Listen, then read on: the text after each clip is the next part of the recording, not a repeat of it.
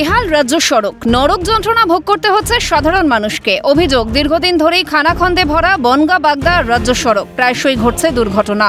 কয়েকদিন আগেই নিয়ন্ত্রণ হারিয়ে গাছে ধাক্কা মেরে উল্টে যায় যাত্রী বোঝাই বাস। বাস চালকের মৃত্যু ঘটে এবং আহত হন প্রায় 30 জন যাত্রী। অভিযোগ, তারপরও ভ্রুক্ষেপ নেই প্রশাসনের। রাস্তার মাঝে বড় বড় গর্তে ইটের তাপ্পি দিয়ে সাময়িক কাজ চালানোর চেষ্টা চলছে, কিন্তু তাতে বিপদ আরও বাড়ছে বলে আশঙ্কা। প্রতিদিন একটা করে টোটো পাল্টি হয়, একটা করে ভ্যান পাল্টি হয়ে যায়। প্রতিদিন আমরা এই দোকানদার, আমরা এখানে দোকানদারি করি, প্রতিদিনই দেখি একটা করে অ্যাক্সিডেন্ট হতেই আছে। এটা রোড না অন্য কিছু, এটাকে মাঠ না কিছু বুঝতে হয় না।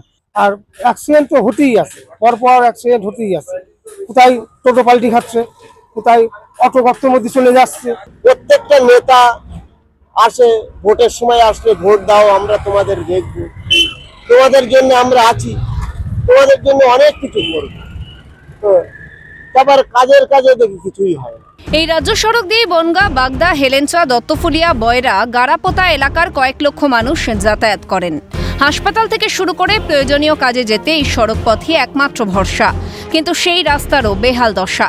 এর আগেও বেহাল রাস্তায় একাধিকবার দুর্ঘটনা ঘটেছে বলে অভিযোগ। দিন কয়েক আগে রাস্তা সংস্কারের দাবিতে বনগাঁ বাগদা রোডের বাস এবং অটো চালকরা ধর্মঘট করেন, কিন্তু তারপরও কোনো কাজ হয়নি। কবে হাল ফিরবে রাস্তার, সেই দিকেই তাকিয়ে বনগাঁবাসী। প্রশাসনের কোনো হিলদোল নেই। কবে হুঁশ ফিরবে, কবে বাগদা রোডের আবার সেই পুরনো ছবি মানুষের সামনে আসবে, তার অপেক্ষায় কিন্তু দিন গুনছে বনগাঁ বাগদার অন্তত 15 থেকে 16 লক্ষ মানুষ। বনগাঁ থেকে জ্যোতির্ময় চক্রবর্তী, ক্যালকাটা নিউজ।